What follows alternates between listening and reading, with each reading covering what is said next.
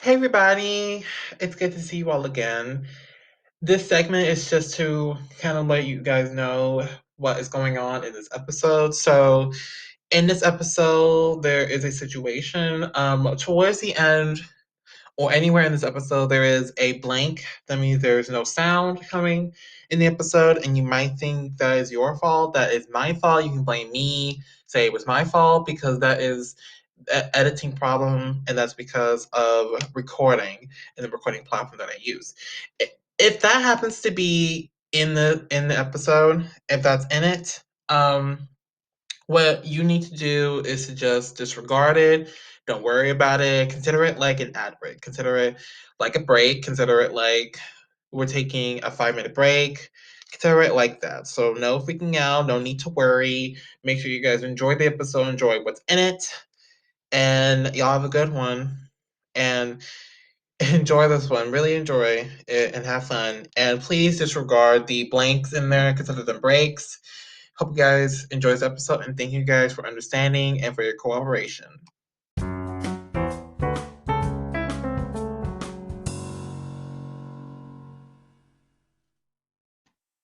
Hey everybody, it's good to see you all again. All right, today I'm here with such an amazing and incredible musician, Miss Freddye. I'm so excited to have you here. Say hey to the world.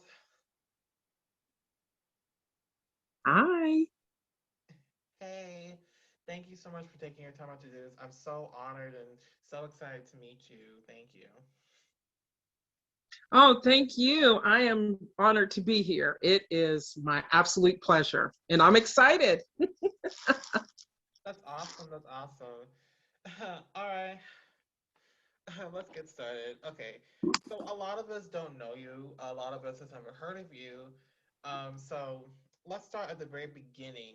Let's go back in time a little bit to the very beginning. So I want to start off with this. So how did the journey with music start for you? I started when I was a little kid in the neighborhood. Me and a couple friends, we would just pick whatever latest songs were out that we liked, and we'd start singing. And then about 15, I had always been going to church, and so 15, I joined a choir of this one particular church. And that's where it got started, and that's where my stage fright started, because I sang a solo and it was horrible. It was terrible, and people look at me like I'm crazy. I said, hey, I was 15, and so I've never had vocal lessons, or I've never been to school or class or anything. And so fast forward, back in 96, I was dating this guy, and he was a bass player, and he heard me sing Silent Night to my youngest son one night. And he's like, I didn't know you could sing. And I said, I didn't know I could sing either. And so, he said, well, we're looking for a singer. And he played in the blues band. And I'm like, and I said, okay. So I went to audition for the band. And of course, me being scared to death and never really been out front singing in front of people, I went in the bathroom. The band was in one room, and the bathroom was like, next door. So they had 100-foot cord. I took that, went in the bathroom, turned on the water, and started singing whatever. And that's how I got in the band. So that started my musical journey as a blues singer. And I was with that band for a few years, and then I ventured on my own and formed my first ever band, Blue Faze, Faze. And then fast forward some years later, I changed it to Miss Freddie's Blues Band, and then that was the electric band.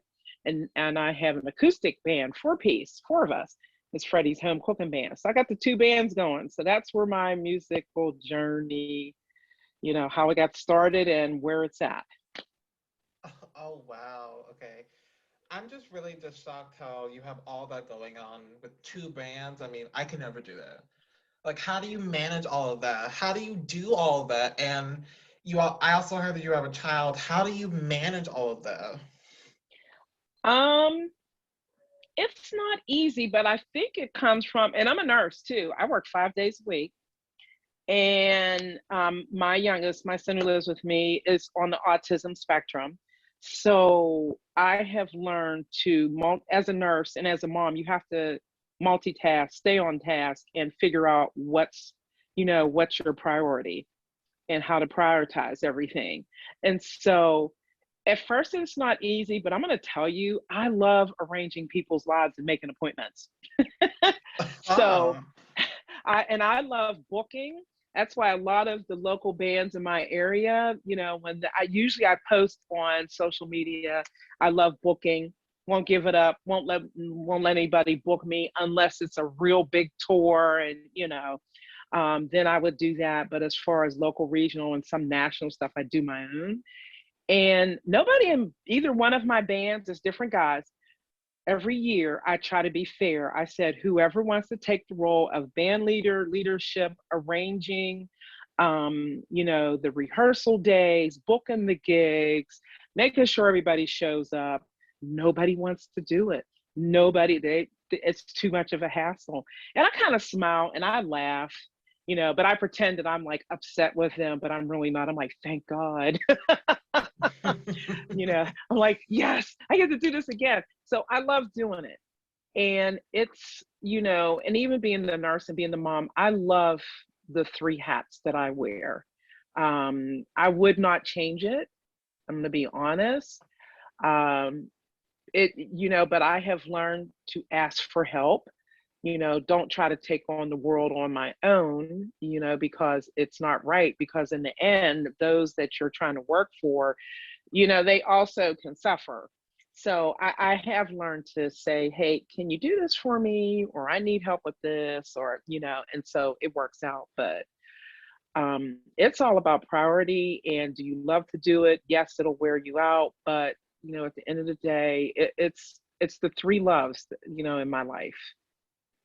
oh, wow, so touching. And I love how you're able to balance all three of those things and, still be in good condition. Oh, yeah, yeah. And I can't go to the gym. I don't have time. So what I do, I walk around, where in my area, and then I exercise, in the house. I mean, I just don't have time to get in my car and go down to the gym, which is less than 5 minutes from here. My time does not work like that. It just doesn't. I used to, but I just can't anymore, because by the time I get home and cook and look at emails and start booking gigs, going over music, it's like 10, 11 o'clock at night. Oh, wow. That's insane. But I definitely feel you. That's exactly me. That's exactly me, except I'm not really doing what you're doing, but I definitely feel you. And I'm actually glad you're doing all of that. It really inspires people to really go out there and do what you're doing. It really Oh, does so. absolutely. Oh, yeah, absolutely. And, even though I've been doing this professionally for 25 years, I've come to an understanding about the whole business side and mechanics of music, period. Doesn't matter what style of music you sing or you play. There is a method to the madness, as I used to hear, growing up. And I have to tell you, you have to stay at it. People ask me, what advice would you give to somebody starting out? And I said, it doesn't matter what you're doing. If you're going to be a hairstylist, nail tech, a nurse, a doctor, a musician, even a parent, what you have to do is ask yourself why before you get started. Why are you doing this? And make sure you keep those lists of reasons in 5 years, like every year, every 2 years, 5 years, look at those reasons why and build on those and build on your craft. Once you start doing it, learning it, just keep building, keep building, keep building, keep learning. So, Wow, so insightful. Wow, I'm learning a lot just listening to this. I'm learning so much. oh, I'm glad. And you know what? I'm still learning. I tell people and don't laugh, although a lot of my friends still laugh and they think I'm crazy. But do you know I'm taking vocal lessons? I started vocal lessons. When did I start with Beth? December, January, a few months ago, because I needed to know the mechanics of singing. And even though I'm a nurse, that doesn't matter. And she's a nurse. and she's a vocalist. So she's my vocal coach. And there's a lot of things that I did not realize with singing. So, with blues or whatever you're singing, a lot of the blues singers from, years ago and even fast forward to today's singers, they have that, yeah, I told you, you have that growl. I'm not allowed to growl. If I growl, I get one growl. And so, I may be doing a 2 or 3 hour show. And I'm like, well, some of the songs require me to like get on down to the ground. I'm not allowed to growl. She said, he said, because and even the rockers, people that do rock, um, she says you find out years later they've been doing all that growling and, really stretching themselves with their vocal singing. She said you can develop polyps on your vocal cords. I said, I didn't know that. I'm like, oh, wow. So I don't growl. And she taught me exercises, which I thought I was doing exercise before I was singing, but nah. Mm-mm. And like as far as certain foods, I watch what I eat. I watch, I'll eat a few hours before the gig. I won't eat while I'm at the gig. And by the time I'm done, it's too late to eat at night. So I have to make sure I have a snack. And I'm telling you, I feel so much better. The next day, I'm not hoarse. My throat doesn't hurt. I don't have, because I used to get laryngitis a lot. I don't do that anymore. And I am so thankful. Wow. Amazing how you handle all that. It's pretty miraculous how that all happened for you. Yeah, and nobody told me to go take vocal lessons. I've been wanting to do it for a year. And Beth Clausen, she's a fantastic vocalist herself. And I told her, I don't like the way I sound. I never liked my voice. And so, sound men, when I'm doing like a big show, especially a festival, they'll look at me like I'm crazy. And my bandmates will tell her she doesn't like to hear herself in the monitor, take her out in the monitor, but you can put her in my monitor. Well, I'm going to stop doing that now because now I'm comfortable hearing myself, thanks to my vocal coach. That's good. That's good. That's nice. And just to follow up to your beginnings, as a blues artist, excuse me, I'm stuttering. But were you like born around blues? Excuse me. Was your family into blues or your community into blues, or was it like on your own? Honey, oh, let me tell you, both of my parents are from the South, from the same state, Alabama. And so my mother grew up listening to blues, and my father loved country. So imagine this teenager listening to these two people, two different styles of music. Well, I thought back then, I couldn't stand it. My mother loved blues, and her favorite, may she rest in peace, and my father, her favorite blues artist was B.B. King. She said nobody could touch B.B. King as far as playing the blues and singing how the blues is.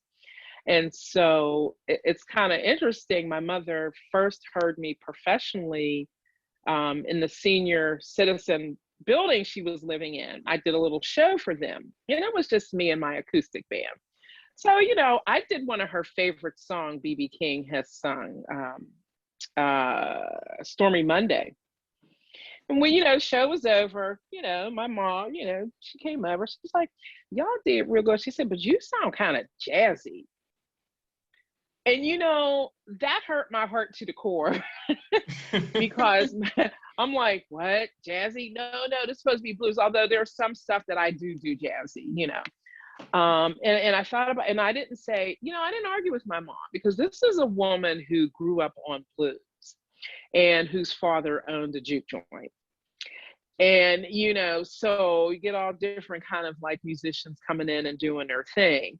And so when she said that, and ever since then, this was years ago, I have been really trying to strive to, sing like a blues artist, whatever that means.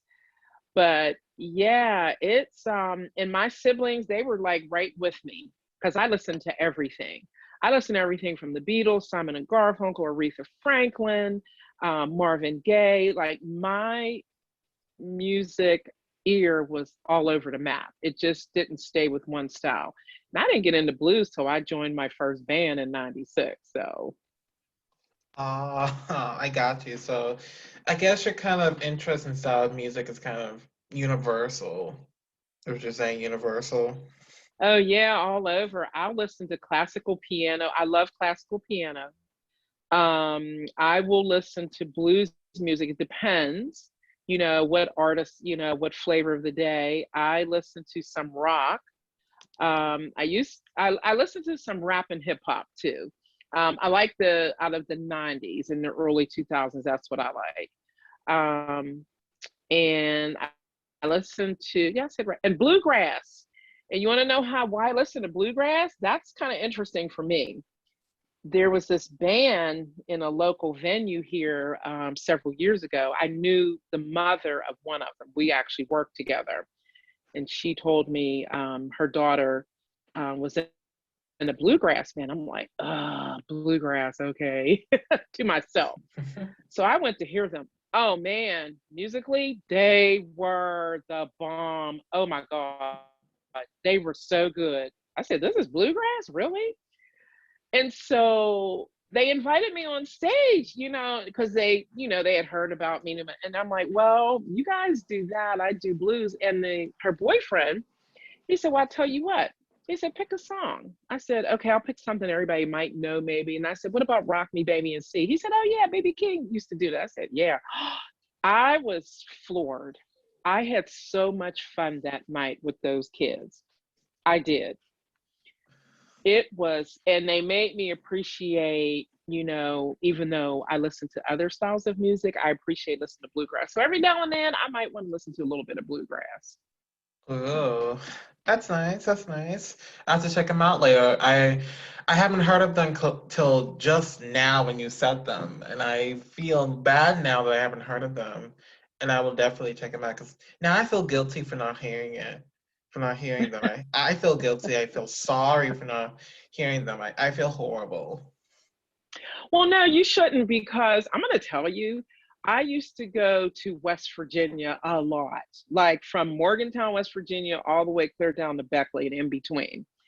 And it's kind of interesting. There were a couple people. This one gentleman in particular, he sent me a message through Facebook several years ago and told me a friend of his had recently passed away back then. And he said, I want to thank you. And I said, for what? He said, my friend hated blues, wasn't into it, blah, blah, blah. He said, until he heard you. And he must have heard me at a festival I did down there. And he said he had been, he said once he heard me do blues, he said he just, he had to listen to blues. And I said, well, you know what? That's pretty cool. So I tell people it's never too late, to listen to, some style of music. It's not, because look at me, bluegrass. I still listen to it after several years later of singing with those young people. They're no longer together because everybody's moved on or moved out of state. But man, it was so much fun. Wow. Oh, that's nice. Excuse me. That's really nice. I'm glad you have fun there. Thanks. Pretty exciting. That's nice. And just a follow up, excuse me, follow up, excuse me. So exactly what was the trigger point that made you decide to get into music? I think my turning point to get into music, period, was when I started out in church. And even though I was in 15 and that day I did the solo was disastrous, I stayed in it because I really liked the flow of gospel. I did not do any solos, but I did background, and I love the way of the togetherness and the way that music gave people who came to the church hope. You're not only getting the message from the pastor, minister, whatever faith, you attend, but it's the music.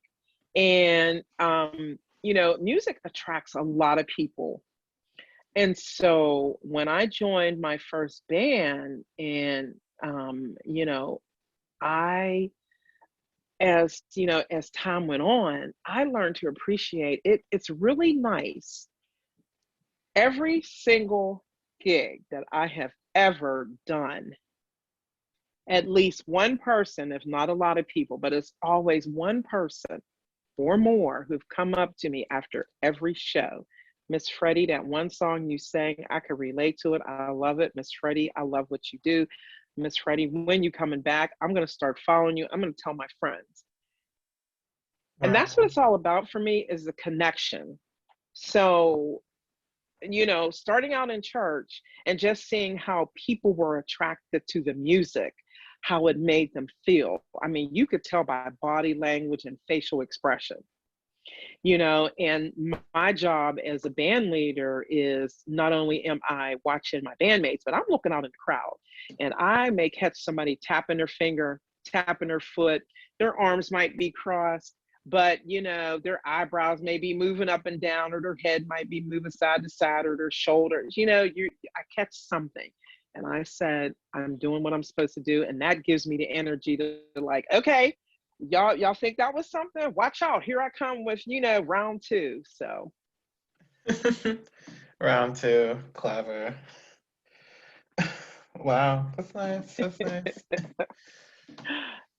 But for real though, I totally wouldn't blame. I totally wouldn't blame them for saying that, because I totally would, like today's the first day I met you, and I already, I'm feeling all that stuff, like when you're coming back and all the stuff they were saying about you. That's me right now.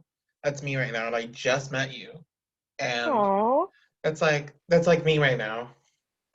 yeah, you're gonna make me cry. Although, and I have cried at some of my gigs when people come up and talk to me, tell their story, and tell me how much I said, I'm gonna cry. I said, this is not a fake cry. And I said, I can't cry a lot because I cry ugly. Oh my God, they get a holler because A, it's my job to make them feel wanted, and that's through the music. And B, to make them feel okay, like we've known each other forever, and so people like that. And I've been, and I'm kind of a comedian because I was a class clown in school. So, I, of course, I don't know if my mother ever knew that, that I would cut up sometime and just clown around, but yeah, yeah. And I it's kind of interesting you say that, because I even have strangers on the street just come up to me and start telling me their problems. I'm like, well, I don't have on my nurse uniform. I just have on plain clothes today. I'm like, they don't even know me. You know what I mean? Like, you have no idea who I am. And then I said, maybe it's my whole body language, my facial expression, well, before the pandemic, before we start wearing masks. And I get that at work, because I'm a surgical nurse, surgical oncology nurse by trade. So we deal with pancreatic, rectal, and colon cancers. 90% of my job is on the phone. So my voice, my tone of my voice can never waver. It can never change. I can never sound like I'm having a bad day. It can never sound sad. I can never be so happy knowing that I'm talking to a patient who's probably dying, who's probably got the worst news ever, because I've been a cancer survivor twice. So I know what it's like to hear you got the big C. Question is, am I going to live long enough? So yeah, I get that. So I get the whole thing that you're telling me. That's good. That's good. And I can see why a lot of people admire you, because it's, I think it's a body language, and I think it's your voice. It's all of that. It's your whole personality itself. That's what people like. And that's the same with all the modern people nowadays. Whenever they give off body language and their personality, people are attracted by it and they like it. The same with toys or phones. The looks and the attitudes, and just the overall personality really really defines them, and they like it. Yeah, I have to agree with you. They do. And it's kind of interesting you said that whole thing, because over the winter I was taking selfies, and I tell people, and then one day I just woke up, I felt so good. And of course it was snowing and cold as day outside. And I put makeup on. I put on my fake fur coat. Yes, I have a fake fur coat. And I had on these like dangling earrings, and I stood on my, I stood outside in the cold, and I was taking pictures, as if I was modeling or something. And I posted them, on my social media platforms, and people loved them. And it was like, this is how I feel. It's cold as day. Y'all see the snow in the background, and a lot of people are like, wow, you should use that as an album cover, getting compliments. I'm like, well, this phone is high def, so I probably could. But it's just to show people, and I say, you know what you see naturally is me. I don't use that whole beauty thing. It drives me crazy. I said, I want you to see my moles, my dimples. I said, for my age, I don't have any wrinkles on my face. Don't ask me why. I have no idea. But I think being for real, you don't have to divulge your whole self to people. But if you just give them enough and know how to give them, like, you, people will learn to appreciate you. And you're kind of like a magnet, you're attracting whatever. So. I have to agree with you 100%. I'm with that a lot. Yeah, You're yeah, speaking that's truth. cool. Cool. Yeah, yeah. Got to keep it real. Keep it Mhm, real and keep it moving. That's how it goes with me.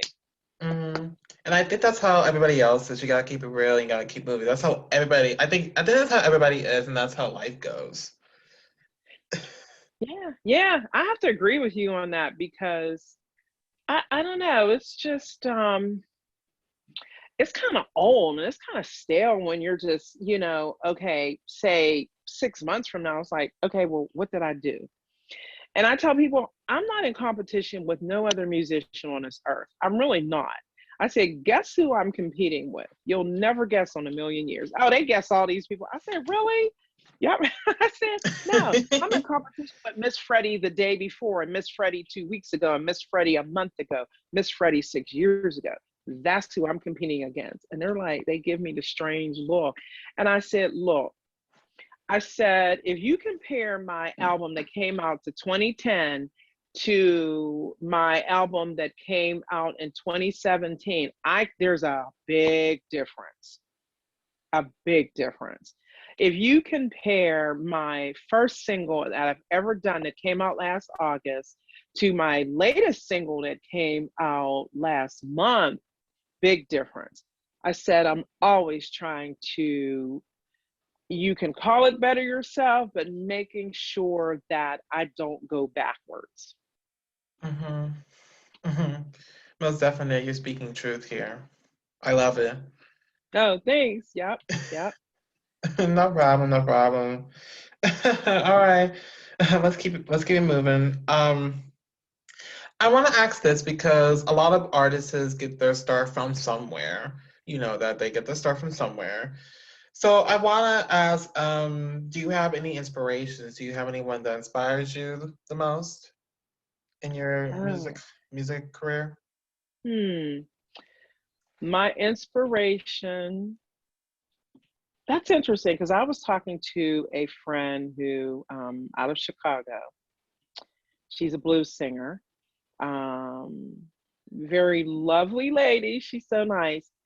And I was, well, she had interviewed me a couple months ago.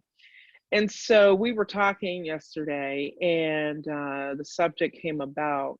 I said, the reason why that I really got into blues music is my mentor from the first band, Big AL. Big AL Leavitt was his name, and he was strictly blues. He was nothing else but blues, and he played keyboard. I mean, nothing. No rock, no. I don't know if he liked classical music at one time in his life, but he was an older gentleman. And he told me to go listen to certain female blues singers, Etta James, Koko Taylor, Big Mama Thornton. And so I started listening to them. I mean, I've heard of them. I didn't know of Koko Taylor. So I started listening to Koko Taylor, and I said, man, I really like how she commands the music. And I watched some videos fast forward. I said, wow. I said, oh yeah, I could keep doing this forever. I said, look at her, And so she's my inspiration. She passed away June 3rd, day after my birthday in 2009. But, I listened to all her music. I think she's my biggest influence. And then you have Etta James and Billie Holiday, Big Mama Thornton, Memphis Minnie, Bessie Smith, Ma Rainey. I mean, it's just so many. And then even fast forward today, I'm friends with a couple of these people, Shamika Copeland, Thornetta Davis up there in Detroit. And there's Queen Delphine out of the state of Indiana. And so, you've got all these people, all these women, and I love listening to them. You've got Teeny Tucker, it's just the list goes on, and those are my influence. But the biggest one, the one that I always just go back to, is Koko Taylor. That's why, and hence why I was nominated back in 2018 for the Blues Foundation for their Blues Music Award. I didn't win, but it was nice to get nominated for the first time in my life. Koko Taylor Traditional Female Blues Singer Award, on top of the Best Blues, not Best Art, but Best Emerging Artist for a CD. That was my first time ever, being nominated for that. And I was just very humbled and very honored, to now have that, under my belt. I'm like, yeah, so it's cool.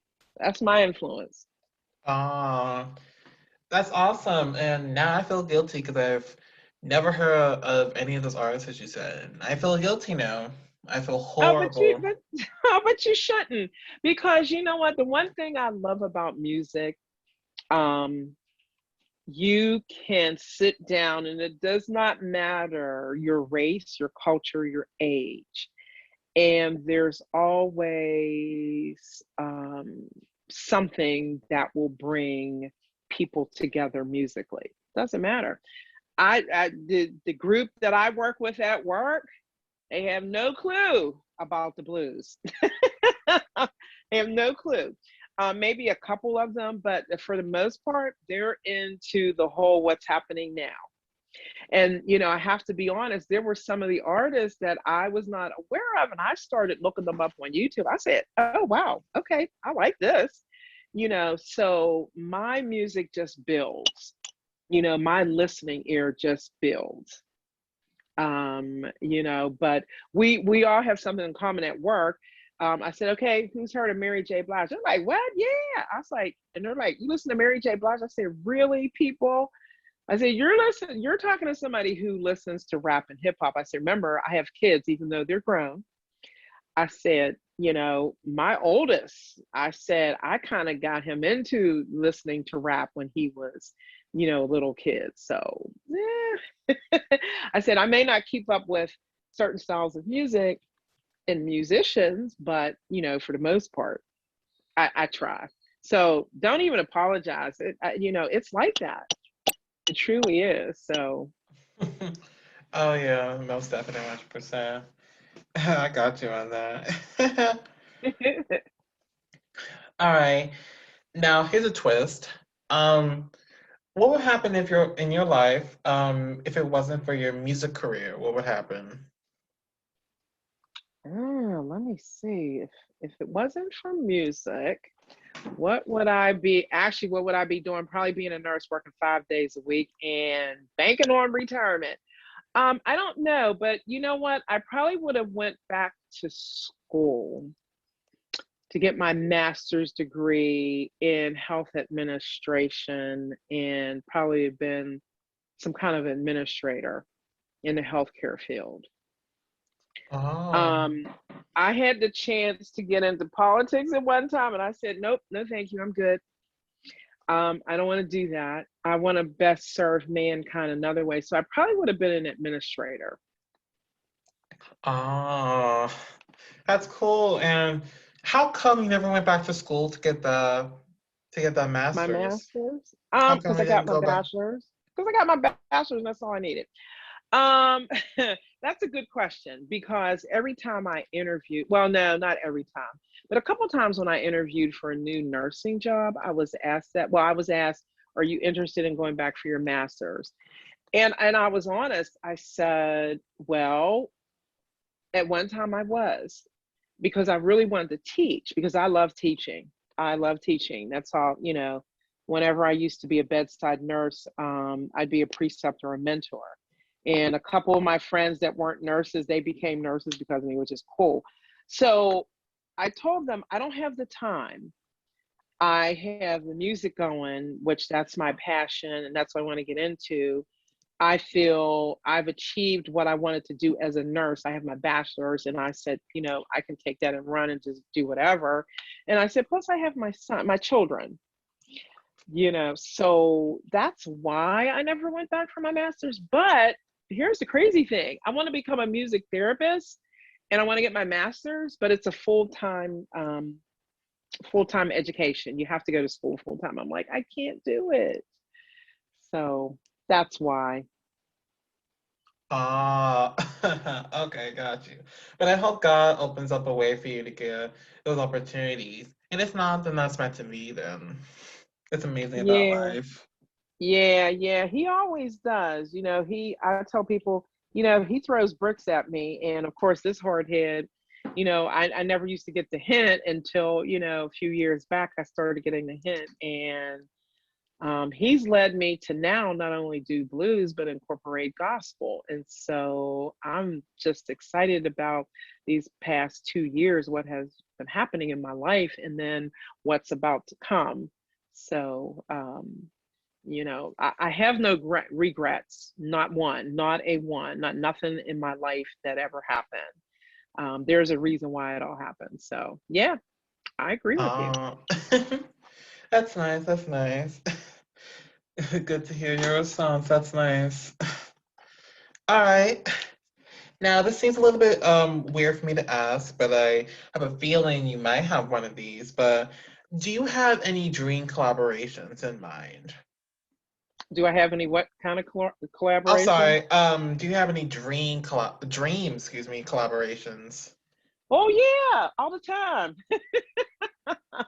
Um, my one is, but of course she passed away, was to, you know, sing with Koko Taylor, like do a song.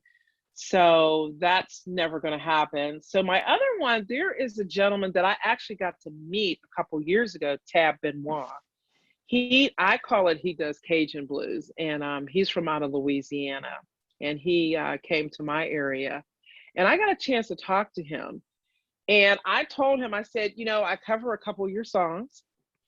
And I said, I would love to do a song with you one day. And, you know, that's my thing, but I really want to do a gospel song and or album. And I want to do it with the Winans. I really love, because I love the whole, you know, that's such a musical family. And there are a lot of musicians out there that do gospel. And I actually love the way they put forth their voices. They have beautiful voices. And so that's my dream. If I can't get Tab and want to do some Cajun blues, then maybe, you know, CC or BB whining. Okay. Okay, that's awesome. And that guiltiness is coming back because you give me a lot of artists I've never heard of. I need to start listening to blues because I listen to rap and hip hop and pop music, but Hmm. I don't listen to blues. I need to really do that because I've never heard of. The only person you said I've heard is Mary J. Blige. That's the only person that I remember that I that I totally know of. So the others I feel guilty about not knowing. I feel bad. You know, well, I mean, I'm in the same boat as you, although there are a lot of blues people that I did not know. And I have blues friends that do blues music, whether they're players, singers, both. and they start saying, well, this song is by so and so, so and so. I'm like, who? And I'm aware of a lot of blues artists from years ago who've passed on to fast forward today, because you've got that younger generation and they're coming out and they're just, putting the blues out there like nobody's business. But the same goes for rap and hip hop, only because my oldest was into rapping and my youngest, he listens to everything. So from pop to rap to hip hop, but he has his favorites. And I know you've heard of James Brown. You David, have to have what? heard James Brown. Oh yeah, I did. Yeah. Yeah, my youngest, he loves James Brown and he loves the band Average White Band. They're kind of like a soul R&B and rock band, and they used to come to my area a lot, like yearly, and I would take him.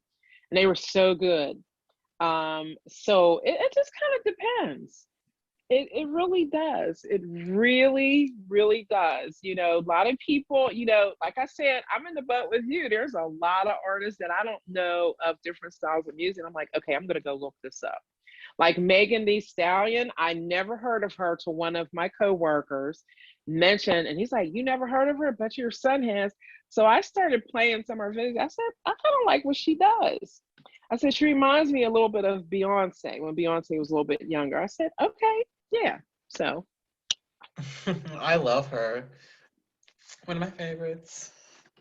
yeah, it's cool. I love the music, they put out. So, and it's pop. And it's cool. I said, yeah, it's good. That's nice. That's nice. All right. Oh, okay. I have a feeling I might know what your answer's gonna be, but just in case. Try me. Try me. Yeah, I will. I will. I will. I will. Don't even worry about that. Have you ever gone through a writer's block? Oh my gosh. Yes, I have.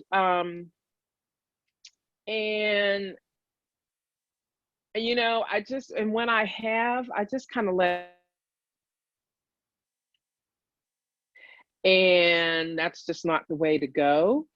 So, excuse me, sorry. I have my window open and pollen is crazy up here. So what I do is I just relax and I forget about it. And what happens is that writer's block goes away because something has, it has come before me. It could be something someone has said or a conversation I've heard, something I've saw on TV, something at work may have happened, may have jarred, like got my creative juices going. Because you know what? I write poetry. I can, like, just our conversation, what's going on, I can sit down and write a poem, no problem. But to write a song, I have found that to be very difficult. And so I have friends who, they are songwriters. They are gifted songwriters and they've tried to help me. And I'm like, okay, how does this sound? They're like, oh no, you can't, you have to rhyme, but you got to think of it. And it's like, that's just too complicated. So, but I'm getting there. And I'm actually co-writing a song with a guy that writes songs for me. He put the song before me and I'm like, oh, okay, I'll come up with something. Of course, that was a couple weeks ago, more than a couple weeks. So it just has to come to me, but I get that quite often, quite often. That's a pain though. Okay, okay. And your friends that are gifted songwriters, I guess they're kind of like a way to like overcome writer's block. Are they like the are they like the tools to help through writer's block? Sometimes they are because sometimes I may have an idea of how the song should go. And I know, a matter of fact, I do more co-writing with a friend out of West Virginia than I do with anyone else because, matter of fact, we're going to be co-writing a couple songs. And I'll just bring some words to him and he'll say, let me think about that. And I know what he's doing. He's probably playing guitar as he's, and I'm like, well, I don't play an instrument. So, and next thing you know, he's emailing words to me. I'm like, oh, okay, hold on. I'm looking at these words. Oh, wait, how about if we, do this? And that gets me going sometimes. And then sometimes it doesn't help at all. I just have to back away from it. Leave it alone. Just let it, sit there and just go about my business and then come back maybe a day or two later, if not sooner, because, I found my muse. Okay, okay, I see. I see you. And coming from a songwriter myself, I found those methods to work the same way. So coming from me, and I'm also a songwriter, so I found those methods to really work for me. Oh, nice. Do you ever get writer's block? Like, how do you? Oh, Like, I recently been in a writer's block. And for me, I do a lot. I do basically what you said. I take some time out. Sometimes I travel. I like to go outside. I like to even go the shortest to a park or a mall or something. I like to go travel because sometimes getting out of your environment and into something new could kind of spark up an inspiration. And just taking a break from the content you're writing yeah. really helps. And also collaborating. I've realized that I should do more collabs and because collaborating really helps to get out of writer's block. And so Oh, that's why yeah. that's what I'm doing. That's what I'm doing. And so I turned my solo song into a collaboration to fix the writer's block that I had. And so I love to collaborate. Anyone that asks to collab with me, I'm like, yes. Nice. I'm like immediate yes. Like I'm gonna Yeah. do it. I'm gonna go hard. I'm gonna do it. Nice. Yeah. Yeah. Keep at it, and it can, like drag you down when you get to writer's block. It's like, oh, you had this idea, and I'm like, oh, it's not going to flow that way. So, yeah. And I agree. I think doing more collabs would be, that's the way to go because I'm noticing a lot of famous musicians, regional, local musicians are doing that because next, they'll talk about, oh, hey, here's my album that's out, and I want to thank, the following people that I've done collaborations with. I'm like, okay, that's cool. That's very cool. Most definitely, 100%. All right. Now, I kind of want to go into your music more because we talked about you as a person, but I want to kind of get into your music. Okay. So I want to kind of start off with this. How do you exactly write a song? What's your creative process like? So what I'll do is I will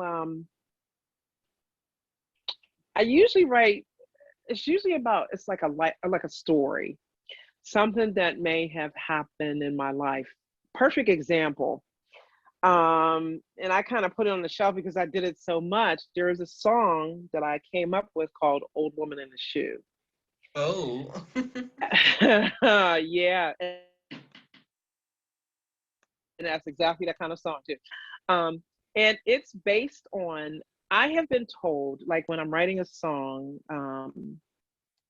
to you can look at life experiences, something that is happening, whether it happened in the past, present, or maybe something coming up.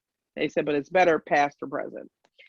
And I'll just jot down the ideas, like and then set goals with it.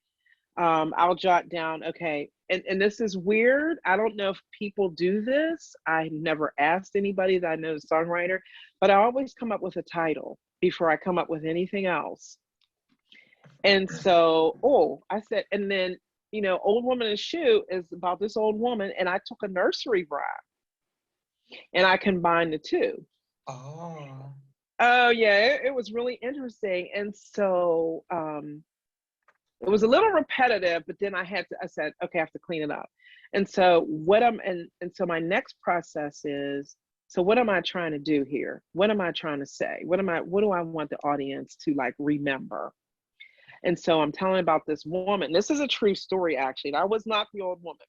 This older woman tried to take the man that I was dating, and she was a hot mess. And come to find out, she had a reputation of sleeping with a lot of men, didn't care, Oh. Oh yeah, that's what I said. And I I did not fight over my man. I told him, you can go ahead with her you want. I said, but don't come back here. I said, because she's gonna take pretty much everything you got, and I don't come back. Well, he never did, which is good. So, and I confronted her. And I said, you ain't nothing but a rotten old woman. You probably living in some kind of crazy looking shoe. And she looked at me. And, from that life story, something that happened to me, I put that in a nursery rhyme. Because, there was the old woman in the shoe that had so many children, she didn't know what to do. Well, I turned it around and said, there was an old woman that lived in the shoe. She had so many men, she didn't know what to do. So, they called her a hunya. And people are like, for the longest, what's a hunya? So, yeah, so I'm jotting down ideas. What do I want to say? How do I want to say it? And then how do I solve this problem with this old woman at the end? And Oh, so that's one of my creative things about that song that I wrote. oh wow. I mean, that's so clever. I mean, I never would have thought of using a nursery rhyme and putting a twist on it with a real life experience. I never thought of doing that. I should have thought of that for a song. That is so clever. That's so unique and different. I Yeah, mean, thanks. Yeah. You know what? And I don't know what made me do that. Like, I don't know what made me think of that nursery rhyme, and to do that, it just popped into my head. And I said, "Oh, old woman in a shoe," and I'm like, okay, had so many men, she didn't know what to do. And then, let me tell you, and then I'll stop singing and I'll start talking. I'm like, but let me tell you what she did to me one day. I'm gonna have to tell y'all have to listen. And then I'm singing, I said, I think it goes, they called her a hunya. And for the longest, I would always say, my drummer knows what a hunya is. Just ask him when we're done with the show. And so finally, my drummer starts chiming in and says, what are we going to do about that old hunya? And oh my God, there's a lot of people that follow us. It was like, old woman in a shoe. And there's one family in particular, we always do their Halloween party. We didn't do it last year. And the mother loves the old woman in the shoe. She absolutely loves it. I said, I said, one day I'm gonna be brave enough and say, so why do you really like that? I said, what happened? I'm gonna ask her one day. But yeah. And so finally I told people what a hunya was. They're like, well, how do you spell it? I said, I think I want to spell it Hooyna. And they're like, oh. I said, oh yeah. I said, that's part of something that I just do. And I said, a hunya is pretty much, and I said, forgive me for saying this. It's a hoe who's an old woman who lives in a shoe. And people, like, they scream, laughing, crying, because they think it's so funny. I think that's me too. That's definitely me. I'm sorry if I'm laughing, but That's but that okay. That's all but that's right. definitely me. And what's so amazing about it is that it's very unique. There's nothing else like it. I've never seen it. I've never seen anything like it. And I've been in so many environments. I'm also down here in the South, so I hear a lot of different kinds of music. And I've never seen anything like that where a nursery was turned into put a twist on it, because I've heard musicals turn. I've heard famous musical songs like Sound of Music Yeah. turned into like kind of put a twist on it, but I've Yep. never heard of a nursery did that. So it was so. I guess God figured out some type of way for that to happen, and He had you carry out that and to produce that kind of song, and it was, and I think that was needed. Like it was Yeah. so And you know what? It's amazing. not on neither one of my albums, and I don't understand why they do that. So I think for my not this album I'm doing, because I already have the songs, but I think I'm gonna do a blues route. Well, I'm gonna do a blues album, and it's gonna have a combination of a lot of original stuff. Oh, you'd be surprised what I wrote, and I just um, and life experiences, and it just kind of trips people out. But yeah, I don't know how I came up with that. It just popped in my head, and I said, "Okay, I could do this." Yeah, Uh, I think it was supposed to happen. I think God put it to the way it was supposed to happen. yeah. I think that it was supposed to happen. I think you were supposed to make that song, and I get that, and I totally. And you should put that on an album. Is that like in the vault? Like, is that like in a vault? Is that like in a cage with other songs that's never been released? Is that Yeah, that's well, kind of, because I wrote a song years ago because I still miss her and I was a little kid. I had a possum as a kid. I raised her from a baby and she oh lived for about 2 years. And I was like 9. So no, I probably was about 8 going on 9. So she died 2 years later. And I love that possum. That was like, to me, my mother used to buy parakeets. I can't stand birds. I couldn't stand those parakeets. They drove me crazy. And so the science teacher bought baby possums to school one day. And I picked the runt of the litter. The mother got killed, but the babies survived. And I brought her home, and my mother said, "You're gonna take care of her. She better not be running around. I'm gonna cook her." I'm like, I'm starting to cry. I'm like, "No, don't cook her. She's just a baby." But anyway, fast forward, so she died, and then years later, like several years ago, I wrote a song. I was just thinking about her one day, and I said, "I'm gonna write a song about that possum." And so, I haven't decided on a title, like a true title, but my acoustic guitar player says, when are we going to hear about the possum song? I said, "I don't know, because I have to revamp it." I said, "I don't know." I said, I'll revamp it. Maybe I'll sing it out. It'll probably trip a lot of people out because a lot of people can't believe I had a possum as a pet. I said, "Why?" I said, "I used to play with all kind of animals, like all kind of like critters out in the woods and all that, except for I don't like spiders, but snakes, beetles, lizards." I said, oh "Come wow. on." I said, "I just love like nature animals. So, horses. I've never been around a real bear or fox or wolf, but hey." That's nice. And I have an idea for you. Like, you could do like from the vault song. So you could pull all the songs that you've hidden away. You could pull all the songs that you've hidden away. You could revamp them and finally put them out. Like Taylor Swift did. I don't know if you know who she is, but she Oh, made yes, I'm familiar with Taylor Swift quite well. Yes. she her 2008 album Fearless. She had 6 songs that were hidden away, and she Yep. put them out and redid her Fearless album.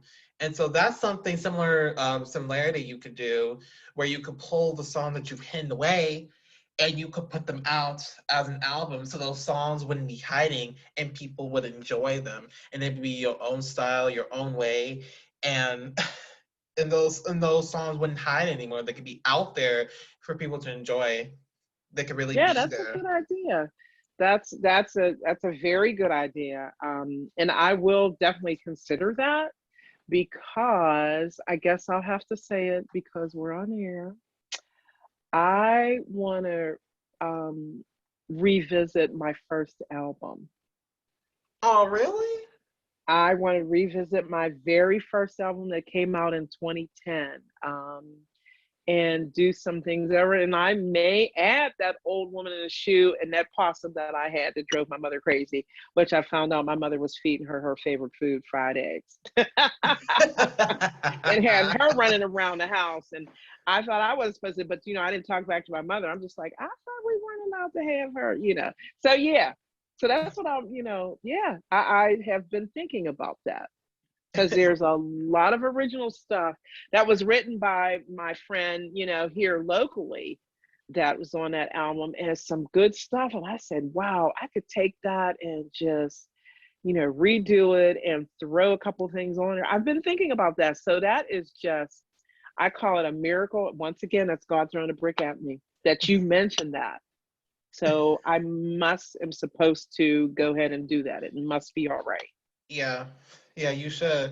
Nothing can stop you. Like, you should. And I would love to see that. I would love to see that. I would love to see those songs finally be put out there, and you could do that Taylor move and bring back your first album and kind of like redo it and like kind of put a little fresh on it. I mean, the song's about 11 years old, so it's about 11 years old. So you could put you could kind of like fresh it up a little bit to kind of match the modern life, because it's kind of right now the album kind of fits 2010, and you can kind of fresh it up, kind of put your fresh vocals in it, and kind of Yep, like fit into the modern into the modern world. So that'd be really amazing to see. So I definitely wish that that could have happened. absolutely.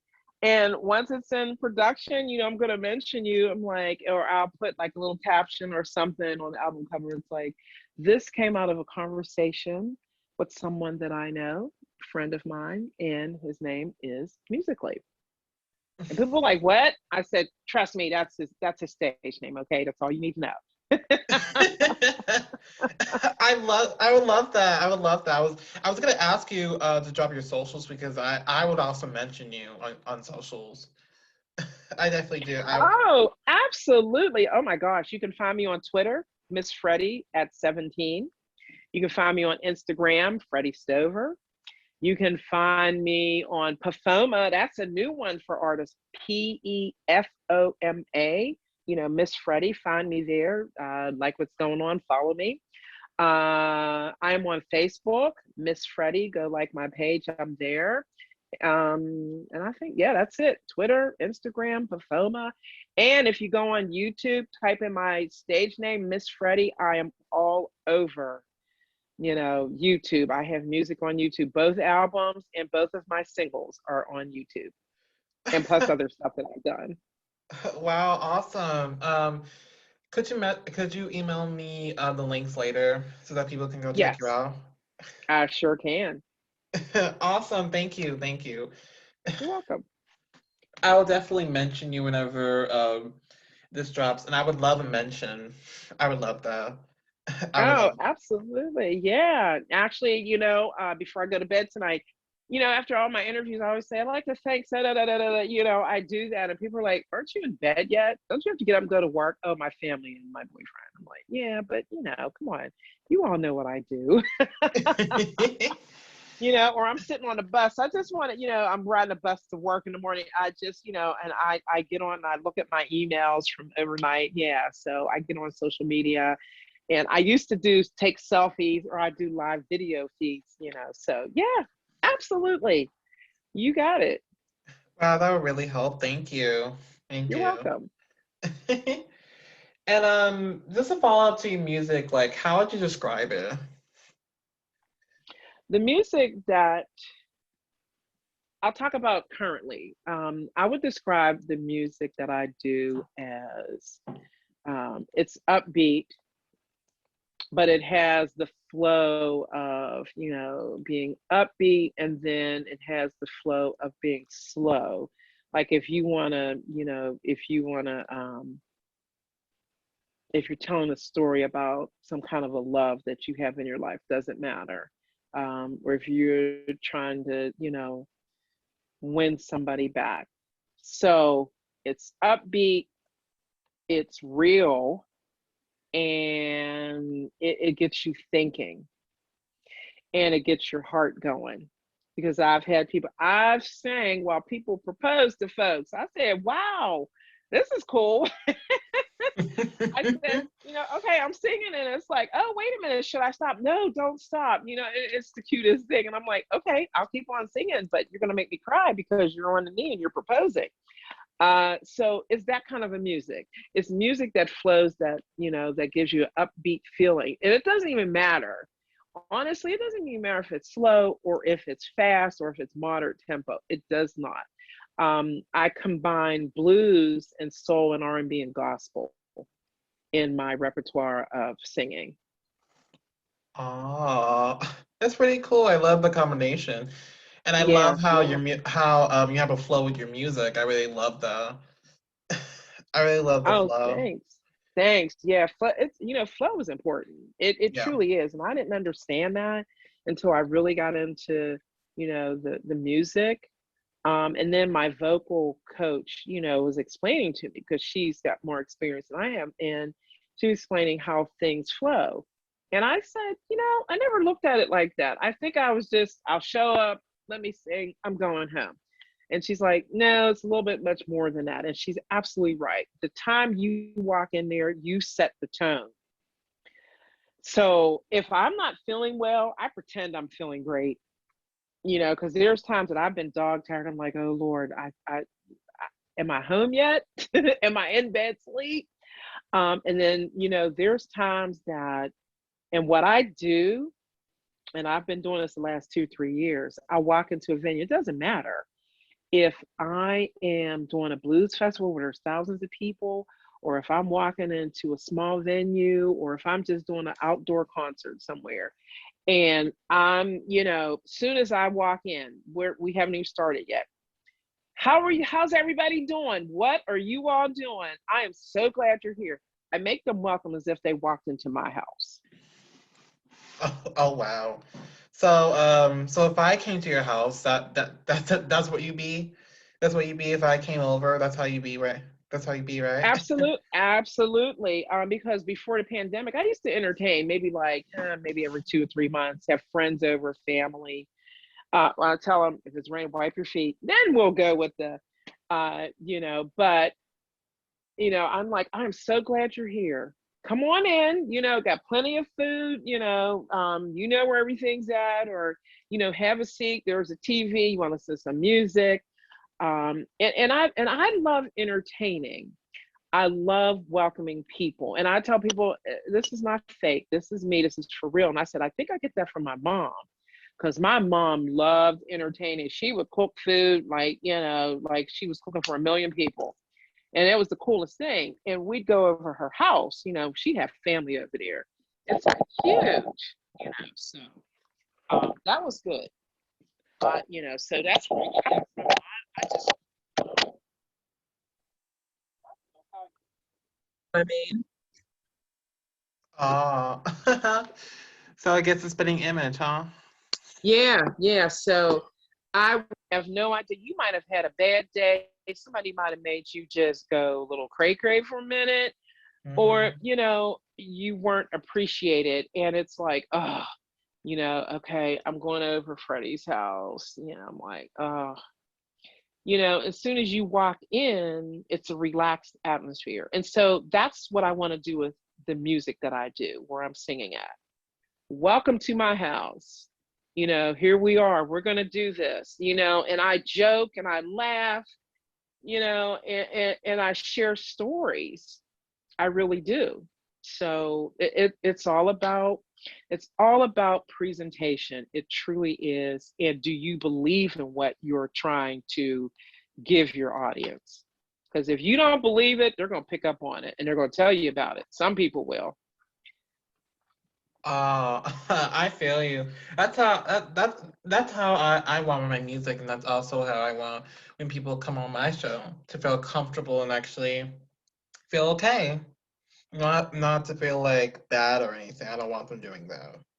Yeah. No, and we started talking and I'm like, okay, I'm good. Because I was like, it was a stressful day at work. Oh my God, I'm covering 2 doctors, but that's okay. That's what I do. And I love what I do. I would not, at this point in my life, I would not go looking for another job. It's my dream job.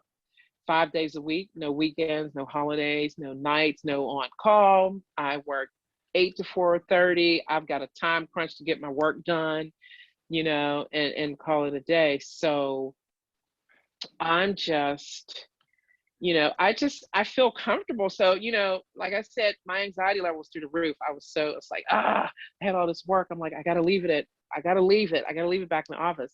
And just talking with you, and I feel so relaxed. And as my drummer would say, okay, you're going to tell a story. You got 30 seconds. I'm going to just start, drumming, and you got 30 seconds. And then after that, I'm going to roll you in. And I'm like, and he did that one time. So it's a joke now, but I've also learned, don't be talking so much, really. Right. So, but thank you. I feel very natural talking to you. It's like, yeah, we've been neighbors for years. Yeah, I feel very natural. Sometimes I feel awkward, or I don't, I feel out of place. But like now at this very moment, I feel like this is natural. I feel like I could talk to you anytime I want to. Yeah, I get that too. Some friends will call me 3 o'clock in the morning. They're like, I know you were asleep. Yeah, I got to get up in about a couple hours, right? But it's okay. What's the matter? No, no, no. I'll talk to you later. I'm like, really? You're gonna hang up? And then I get loud. I said, oh no, you're gonna talk to me now. You don't have a choice. You want me to guilt you into talking to me? And they start laughing. And then after I've made them aware. It's like, remember, I did say I could sound dog tired, but I said, apparently you need to talk to me at 3 o'clock in the morning. And I've had people do that, family, friends, You're kidding, not so right? much now. Yeah, no, seriously. I've had people call me, after midnight, between midnight and 5 in the morning. I'm like, okay. Oh wow! I don't think it's ever happened to me. So you're probably the first person who ever said that. I've never heard of anyone that answers phone calls after midnight. Usually, Oh yeah. Yeah. usually after midnight they like disconnect their phone and don't answer until like 6 a.m. Well, see, with me, with family and friends, my phone is charging and it's on. Now, if I don't want to hear the ringer, the vibration, I put the phone on vibrate, it vibrates loud enough. It really is. Because I have it right next to me. It's going all over the place, ringing. But on the weekends, like from Friday to Sunday, I will have my phone stays, like the ringer stays on 24/7. While I'm at work, it's on silence, but I'm checking my phone constantly to see if I got any texts. If I got emails, I can wait till I get home. If people call me, it depends. If it's family and friends, I'll talk to you. If it's not, then, I tell people, please make sure you leave me a voicemail. I will catch up with you once I get home from work. And it works. Uh, all right, all right. I got you. Yeah, yeah. So now you're going to call me at 3 o'clock in the morning, aren't you? No. Oh no, no, no, no. Why would I be up at 3? I know. I know. I was waiting for you to say something. It's like, first of all, I'm not getting up to take no I call. mean, Yeah. there would never be a time where you'll ever see me, or you'll never see me up. The only time I'll ever be up past midnight is probably 1, but I would never ever be up until 3 unless something horrible happens to me where Oh yeah. for Yeah. some reason I'm up at 3, or I can't sleep, or my stomach has issues, or someone's keeping me Yeah. up and I can't sleep. But that's it. Yeah. Yeah. I hear you. Yeah. Yeah. I used to stay up I used to work nights. And so, for even on my off days, I try to nope, I'm gonna stay up all day. Then I go, that does not work with me. I'm laying down at 5 p.m. and I'll nap. I call it a nap to like 10, and then I'm up the rest of the night. I said, I can't keep doing this. I got to get off the night shift. And so it took me 2 weeks to adjust when I finally went to the day shift. I'll never work nights again. There's not enough money on this planet to pay me to work night shift again. No way. No way. I feel you. I feel you. I feel you 100%. I Yeah, mean, can't do it. I get. Does school count as a day job then?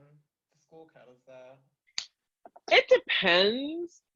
If you're going to school in the daytime, if you're a full-time student, then yeah, I would say.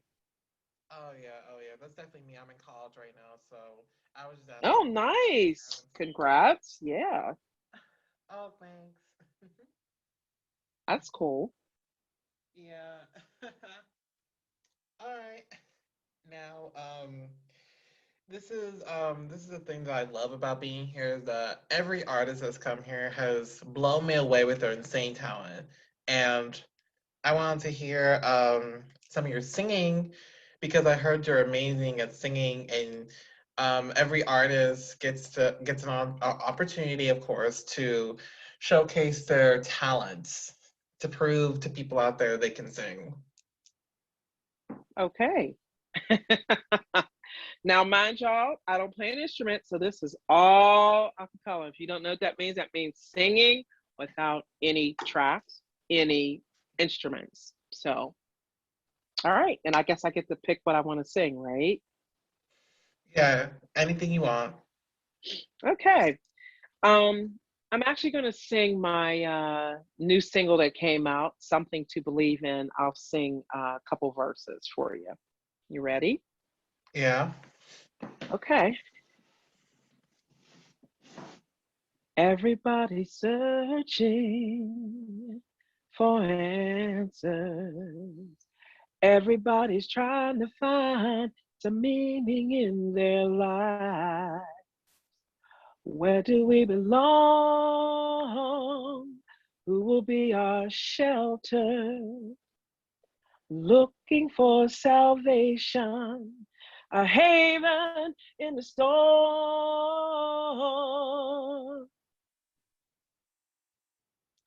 We all need something to believe in. We all need a light to see us through. We all need something to believe in. I found something to believe in a you. I was like a wayward ship drifting out to nowhere, tossing in the raging waters, trying to find my way home. You must be an angel watching over me. Your loving arms, my harbor. Now I know I'm not alone. We all need something to believe in. Yes, we do. We all need a light to see us through. We all need something to believe in. I found something to believe in a you. Oh my God. They were not kidding when they said all that stuff about you. Wow. That was amazing. Thanks, thank you. Wow. It Thanks. has it has been a long time since I've heard someone sing that good. Wow. Oh, You blew really? me away. I mean, I'm not saying like years, but like for like Yeah. weeks and months. I was saying Okay. that long. Not like years though. Aw, thank you. Thank you. I like that song. It's a cover song that my producer Brian Cole took, and he, because I was thinking about, I said, I want to do like this one, this original. He's like, well, with the times, what's going on in our world today, he said people need a song of hope. And I went and listened to the song on YouTube, and I said, okay. And I listened, and then I said, you know what? I need to read the words. I need to look at the words. And I did. And I'm like, okay. And so it took me weeks to like a few months to like really turn it into me, because I didn't want it to do it the way the person who originally sang it. It's got to be the way Miss Freddie sings, and it is. And I tell you and tell your listeners, check it out. Go on YouTube, Something to Believe in under Miss Freddie, and at the end of the song, and I'll do the spoiler. At the end of the song, Brian came up with Martin Luther King's speech, "I Have a Dream." When he finally mixed and the song got mastered and I heard it, I broke down and cried. I did. I cried. I said, number one, that's me, because I don't believe in my voice being tweaked. I don't like that. I told him it has to be natural, because when I sing this song out in public, this is the voice that you hear. I said, I may put a little bit more pep in my step, I said, because I'm singing to people and people are looking at me, but I said, don't make it where it's a studio voice. I want it to be the live voice, like I'm singing to people. And he didn't tweak my voice. He didn't. I have one of my cousins who has a beautiful voice. He's doing some little background. And then Brian is doing some background vocals. It sounds like there's a choir. So yeah, definitely check it out. It's for me, for everybody out there, it's a song of hope. It doesn't matter if you're in a love relationship, religious relationship, work relationship. It's just a song about hope, and you need something to believe in. Wow, that's powerful. That's really amazing. I think we really need that, especially now with the pandemic. Really, we really need that. Oh yeah, I mean, it's just a lot of sadness going on, and I've lost relatives to COVID and friends. So it really strikes home. And then in between, people I've known have died of heart attacks, cancer. I mean, this all happened. It was a lot. It was a lot, and I thank God for the music that I was listening to, that I was creating, because I don't know where I would be at today if a lot of the things that affect me emotionally and mentally, would I still be here on this earth? You know what I mean? So Yeah. I'm very grateful. I am always grateful, and music is a healer. I tell people I've heard that over the years, and I'm like, amen to that, because this Hmm. sister, she loves music.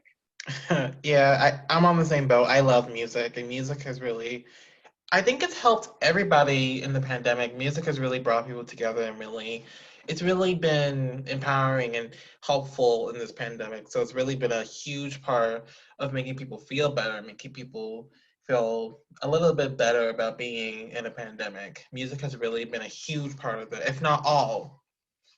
Oh yeah, yeah. Oh, absolutely. I agree. You're absolutely right about that. And it's going to continue, and it's brought out the creativity in a lot of the musicians, whether they're famous acts, national acts, international, regional, local.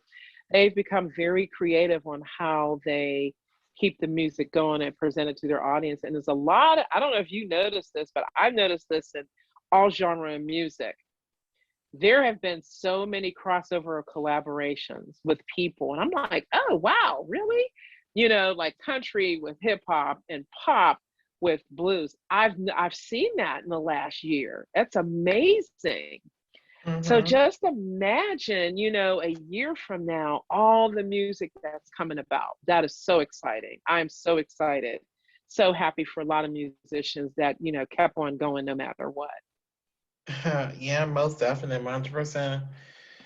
You are speaking real truth here. I love it. I love it. And I just want to say another thank you. You've really touched me a lot. You really Well, have. you're welcome. It's I, all I can say is you're welcome, because I get that a lot. And I tell people I'm not trying to impress anybody. I'm not. I'm trying to get the world to understand, me as a musician, a mom, a nurse, and whatever else goes in between. This is me. This is the real deal. And, you got to keep it real and keep it moving. And I love what I do. I love connecting, because you know what? I tell people, if I'm talking to you right now, I may be the last person you talk to. You don't know when you're going to leave this earth, and vice versa.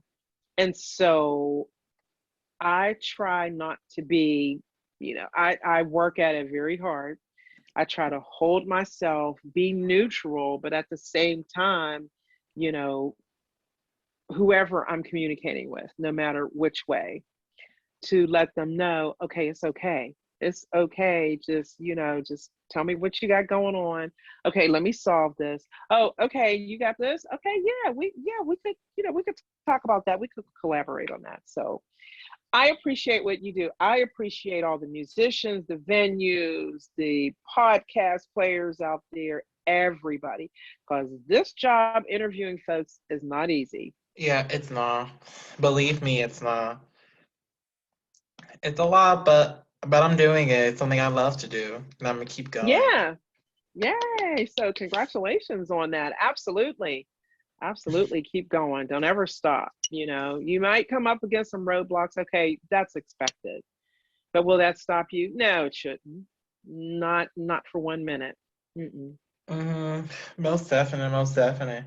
And since we're on the topic of because endings, this is what I like to call unquote and unquote and credits. You've heard of them. This Yes. is your time if you want to. That is.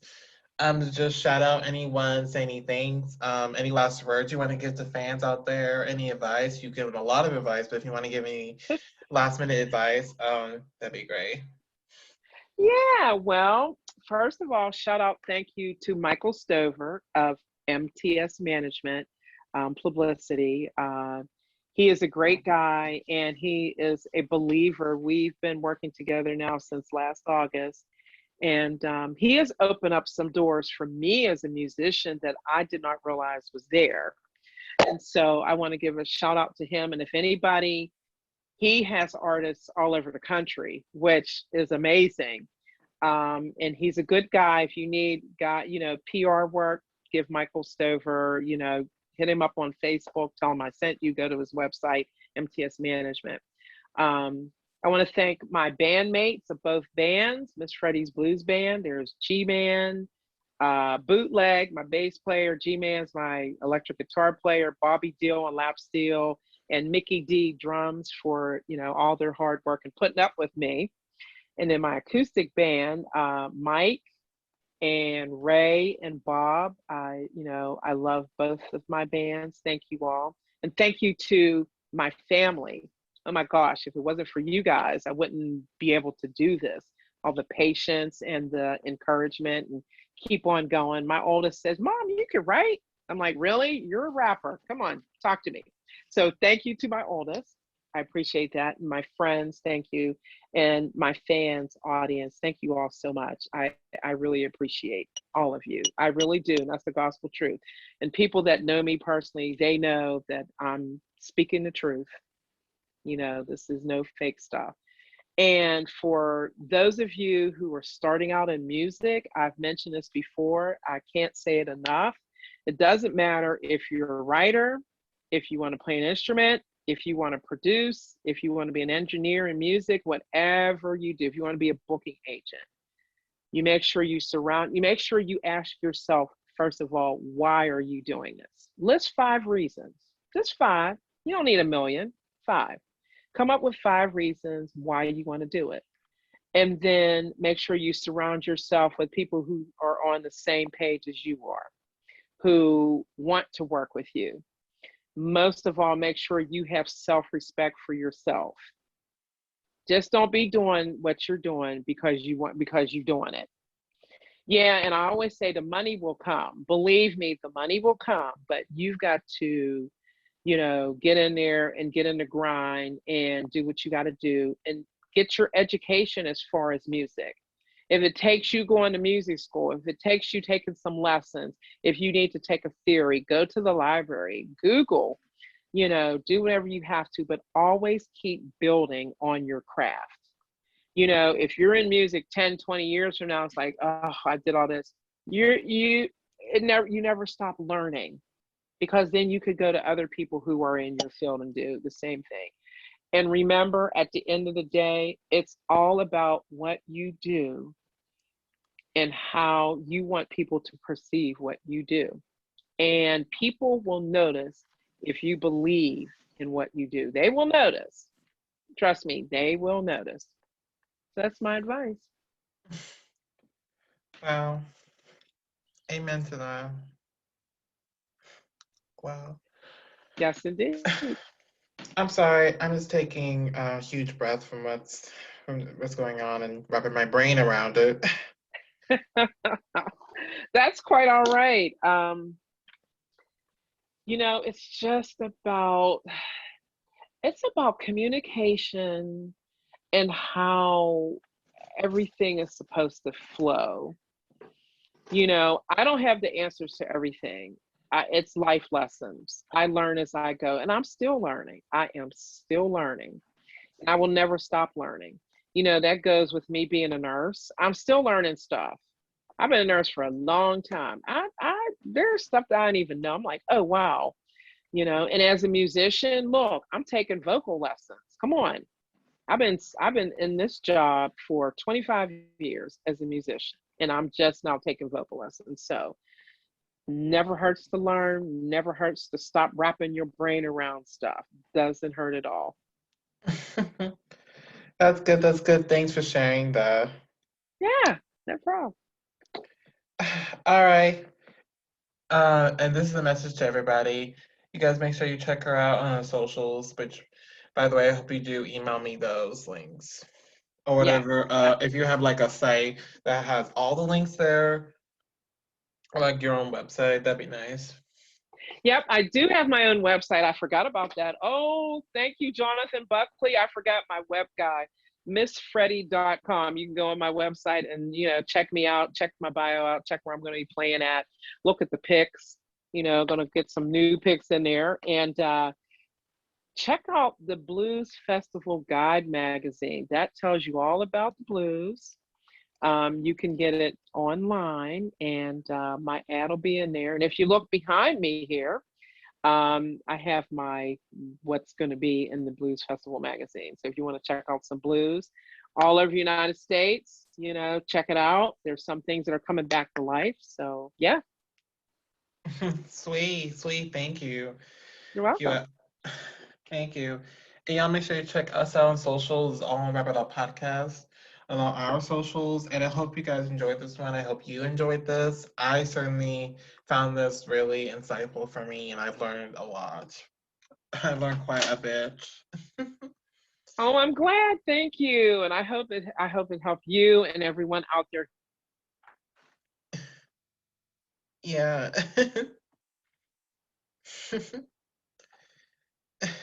Yeah. And you guys out there, thank you guys for watching. And stay tuned for more to come from me. We're not done yet. We're not done.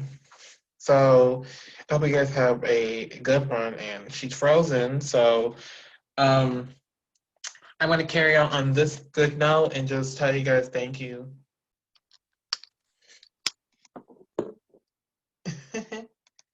Oh, can you hear me?